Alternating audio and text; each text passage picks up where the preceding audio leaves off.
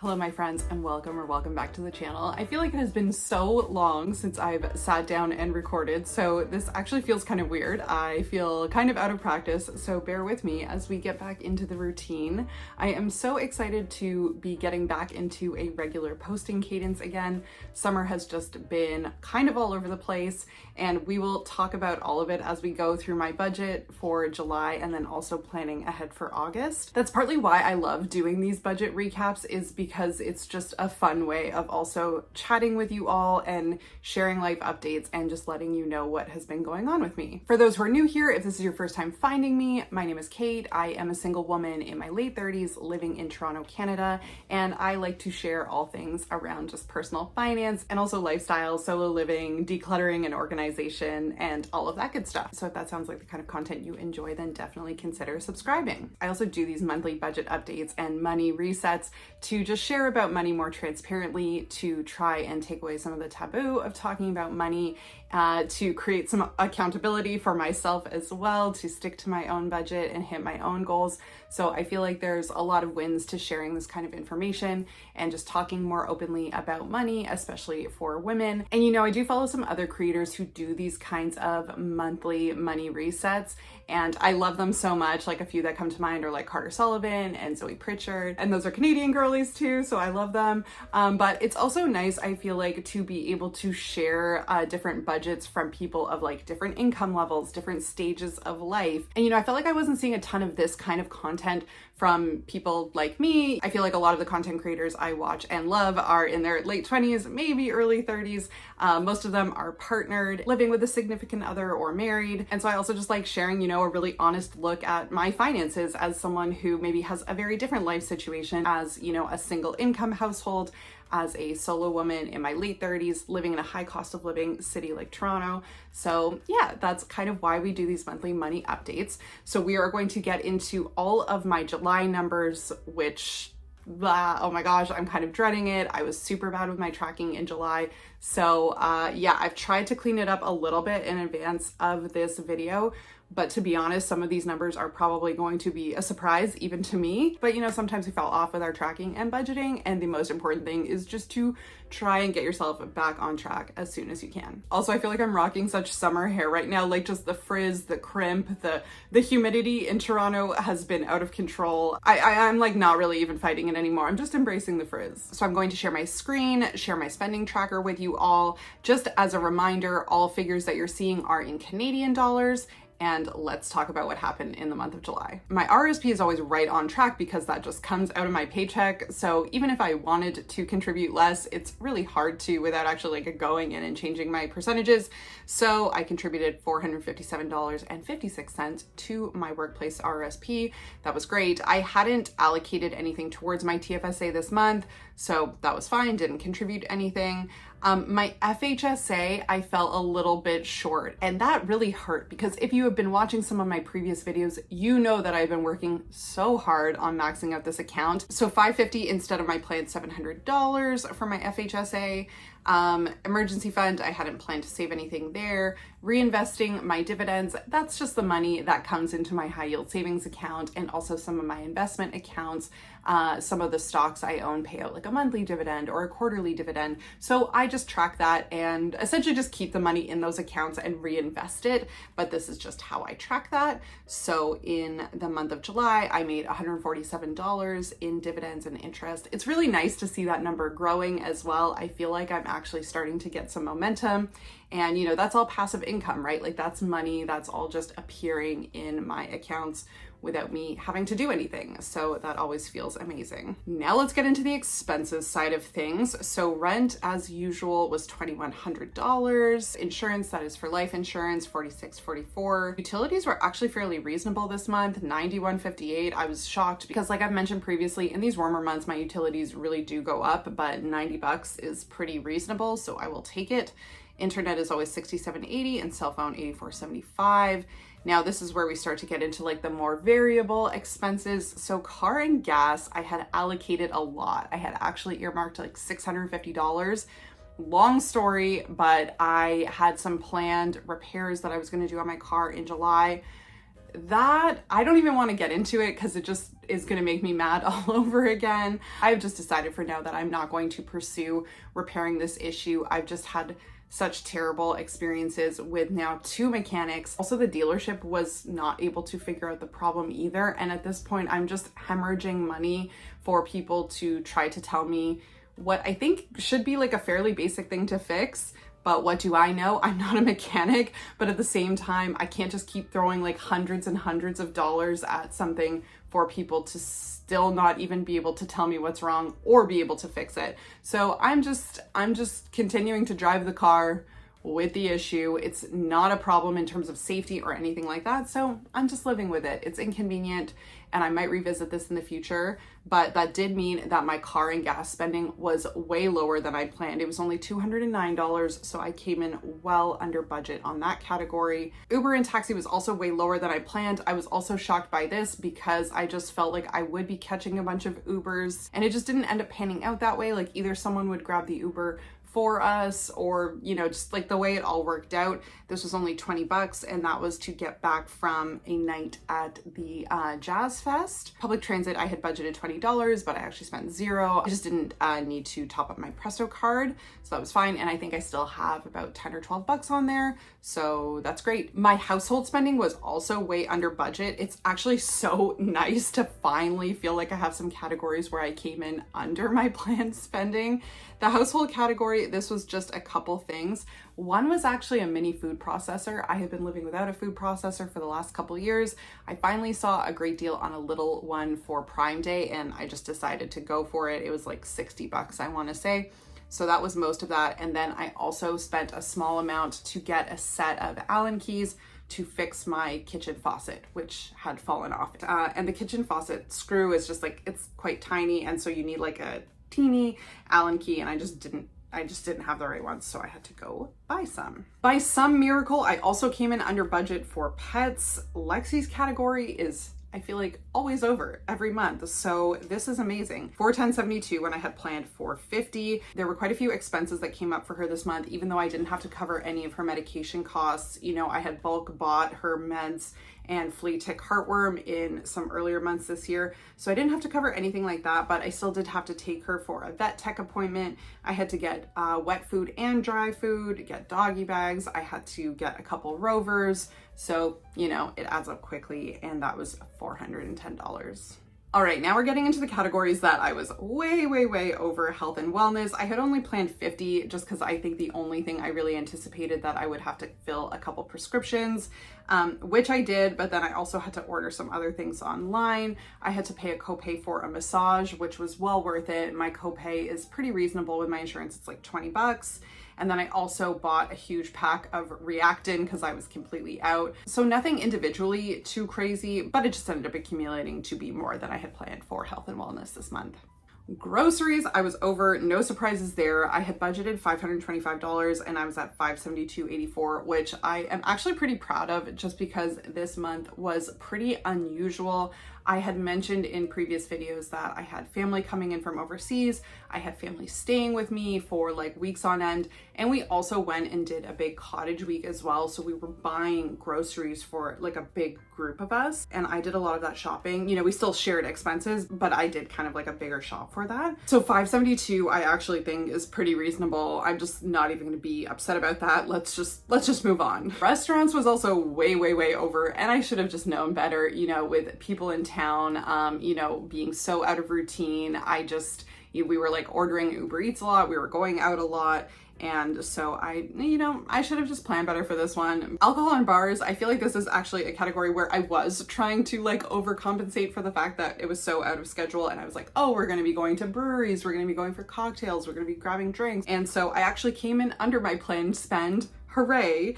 It was still $316, which is quite a bit, but it was lower than I planned, I think just because we didn't actually go out that much. Like we did go out for drinks a couple times, but like a lot of this just ended up being, you know, buying like beers and twisted teas and stuff like that for the cottage week. So a lot of it was just stuff that we ended up like having at home. And so it was cheaper. I feel like even, you know, in my previous videos, it becomes clear very quickly that even just going out for like a couple cocktails, like one night in Toronto can easily be $60, $80, $100. And so because I didn't really have any big expenses like that, this category stayed more reasonable. Coffee was pretty much right on. I stopped at Tim Hortons one time, I think either, driving to or from the cottage, and then also grabbed this amazing strawberry hibiscus iced tea, and then also grabbed an oat milk latte from a local coffee shop another day. Toiletries and cosmetics, I was way over. I think just a lot of things ended up randomly hitting at once. I had to get a bunch of new like facial sunscreen, concealer, travel shampoo and conditioner. So it just ended up being a handful of things. And if you are a woman, you know that these things are expensive. Like one little thing of sunscreen can easily run $40. I think my concealer was about $40. So it adds up quickly. Personal care, yet again, $0. I had budgeted $100. I swear I will get my hair cut one of these days, but it just wasn't a priority in the month of July. And like with going to the cottage and being out of Toronto for some of it, like I just didn't end up getting this scheduled. It's fine, whatever. I saved the money. You know what? I'm just as happy to have saved the $100. Clothing, that $105 was actually just because when I got back from the cottage, I realized I desperately need to order new swimsuits. I hadn't bought bathing suits, I think, since like 2019, 2020. So I've been going on the same ones for like 5-6 years, and that's fine. Some of them are actually still in great shape, but for like a full week where you need like multiple different swimsuits, I was just realizing like, oh, a lot of these don't really fit my body anymore. And because at this point, some of them are legitimately 10 years old at this point, and they just are falling apart at the seams. And I only realized that as I was going to put them on. I was like, oh my gosh, I just like need to order a couple new bathing suits. So that is what that $105 was. Entertainment was quite a bit higher than planned. That was primarily for two things. One was I covered bowling for my family for an hour. So for all of us, that was like $150. I think it's about $30 per person per hour. So that was just like a bigger unexpected bill than I anticipated. And then I think the rest of this was grabbing tickets for me and a friend to go to my friend's birthday. And it was like an outdoor concert, like a Coldplay cover band. So there were tickets for that, and they were reasonable. They were about like $25 a person, but that is what that $203 was. Okay, shopping. I definitely impulse bought something this month. Clearly $687 when I planned $200. That $200 was planned for a new pair of AirPods, which I am wearing. I did buy, and those were about $180. So that was great. I had planned for that. The rest of this is because I spontaneously ordered a stand-up paddleboard. I have used those inflatable paddleboards in the past and really liked them. And I felt like it would just be really nice to have at the cottage, and also something that I could also use on weekends or camping trips. It's also something I could use here in Toronto. There are places where you can kayak and paddleboard. So I figured, why not? Travel, I spent $0. I just pulled money out of my sinking fund. So in terms of my monthly numbers, that was $0. Gifts, that $12.44 was just to get a couple cards. That was the only expense I had this month. Again, I pulled some money out of my gifts sinking fund to cover a gift in the month of July. But in terms of like money that I actually cash flowed in the month of July, it was just that $12. Charity, $55. That is my regular recurring contribution to like 350.org, which is a climate organization.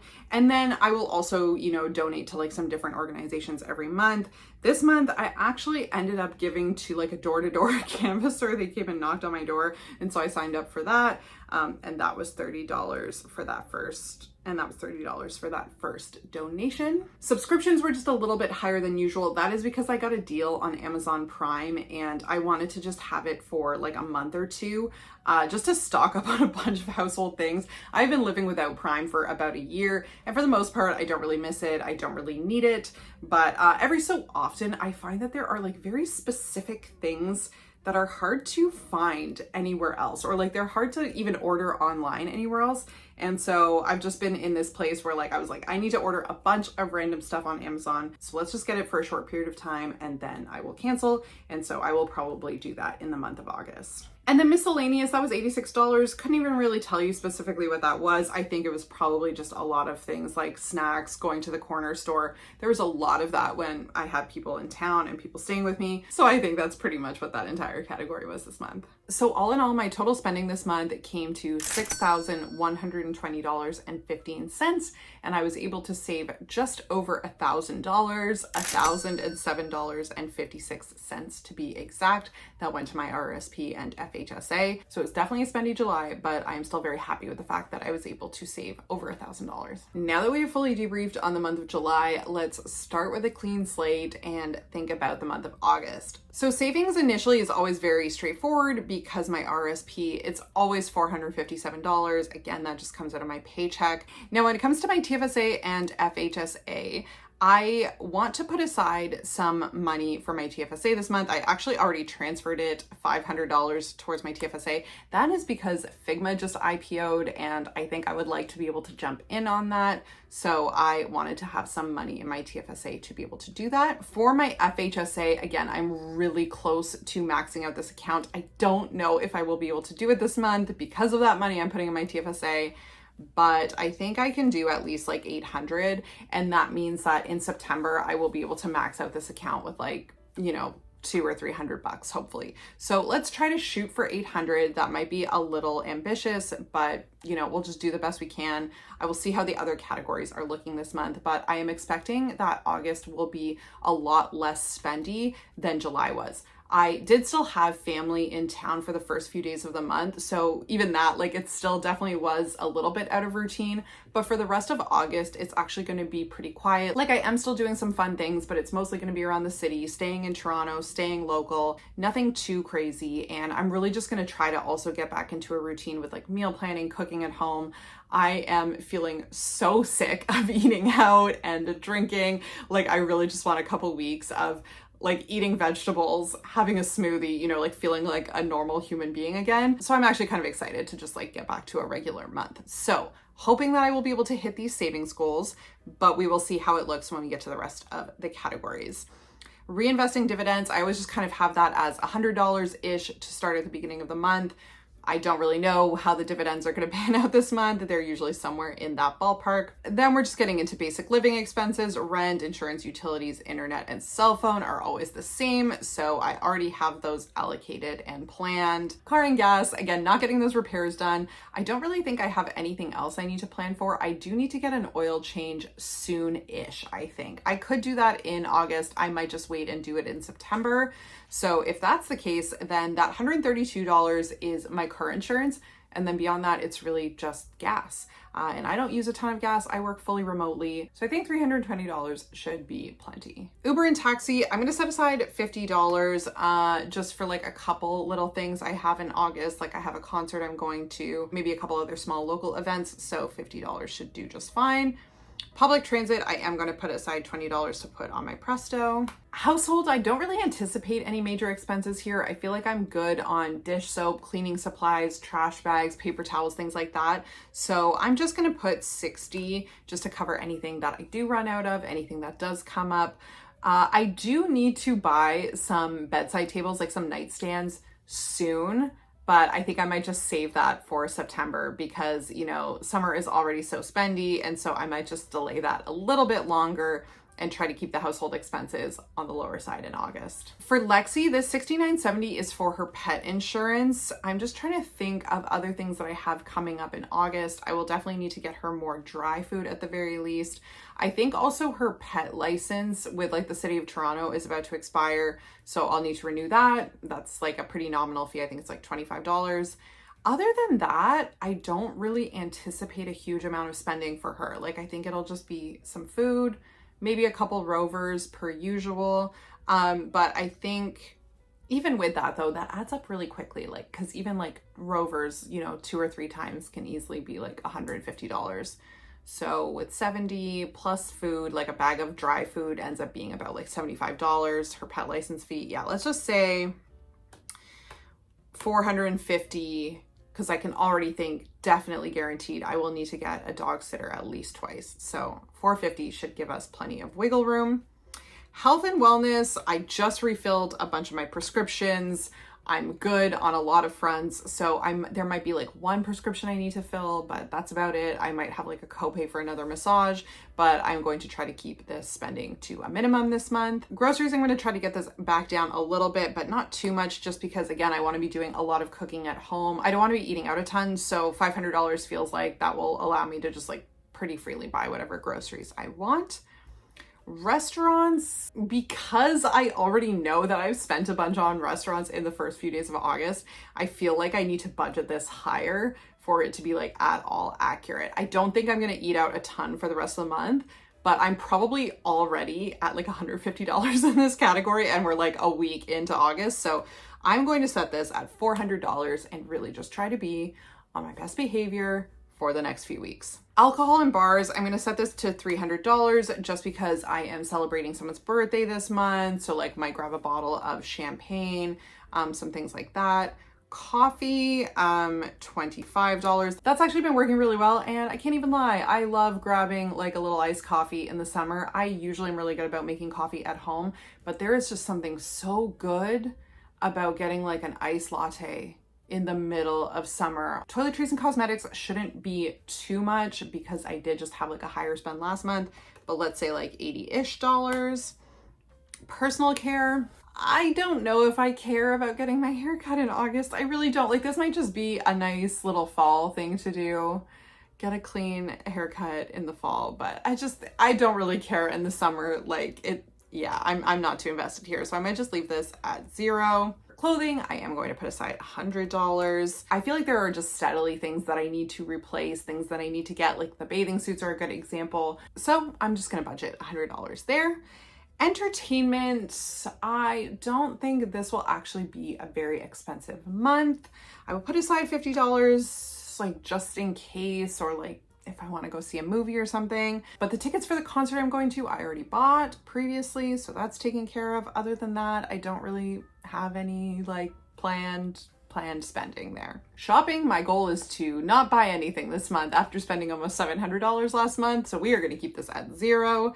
Travel should also be $0. Gifts is going to be high, I think. I'd say about $300 for a wedding gift and also celebrating a birthday this month. Charity, I usually have it around $75. Subscriptions, this I really need to bump up because I think my Google Drive subscription, which is annual, comes up every August, and that is about $150, I think. So I think if I'm like, maybe let's just do $190 just to be on the safe side. So that should cover my, I think it's like 2 terabytes for the entire year, and my usual subscriptions, which are just iCloud and YouTube Premium. And the miscellaneous is usually sitting around $60. Maybe let's even bump that down to $40. I'm really trying to curb any, like little gas station, corner store purchases. So I think $40 should be just fine. We are doing pretty close to a zero-based budget this month. There's only $21 remaining in my balance. I think my monthly income is about right, but I have mentioned this in previous videos. I actually don't spend a ton of time talking about my monthly income because it changes every month. That's because I have like different sources of income outside of my day job. Also, even my paycheck at my day job has changed a lot in the last few months. Like if I get an annual raise, I think that usually happens for me in like May. So I find my paychecks can shift then. But also in Canada, paychecks can be like a little weird and actually increase later on in the year because of our CPP and EI contributions. So there is like a certain threshold that you can hit where you like max out how much you put towards those. And those are just kind of like our unemployment and social security. And so I maxed out my contributions for those in around July, I think, maybe even June. So then my paycheck went up even more because I wasn't having to have those deductions anymore. So like my paycheck has not been consistent. It hasn't been the same for probably like the last 3 months. And then I also have other sources of income. So my income is just kind of a little bit all over the place. That's why I don't spend a ton of time talking about this number. But this figure should be pretty accurate for the month of August. I will update it or tweak it as I need to. But as of right now, I think we have come very close to budgeting almost every last cent. We have $21 of wiggle room. And to be honest, I'm really excited just to get back into a groove, into a rhythm with budgeting, hitting some financial goals this month. So I'm actually gonna go ahead and sit down and track my expenses for the first week of August so far, get this all updated. I know that summer can be a really, really hard time to stay disciplined about this and to even like want to look at your numbers, to even want to look at your credit card statements. So I totally get that impulse. I'm right there with you. Just do the best you can. You know, if you need to give yourself like a free pass for like a week, 2 weeks, just tell yourself that you will get back on the horse. And it can be baby steps, little things, just, you know, keeping an eye on your credit card statements, tracking some of your expenses, even if you can't do all, you know, some is better than nothing. I know that budgeting, some people are like really, really strict and intense about it. I think you can see from this video that I am not. Like, I go over in some categories pretty much every month, and I am just learning to be more okay with that. You know, budgeting should really just be more like a general guideline or plan. You are not failing if you're not doing it perfectly every month. So just do the best you can in these spendy summer months. Let me know in the comments down below what big expenses you have coming up in August. And thank you so much for watching and spending your time with me today. I appreciate it so much, and I will see you on the next one. Bye.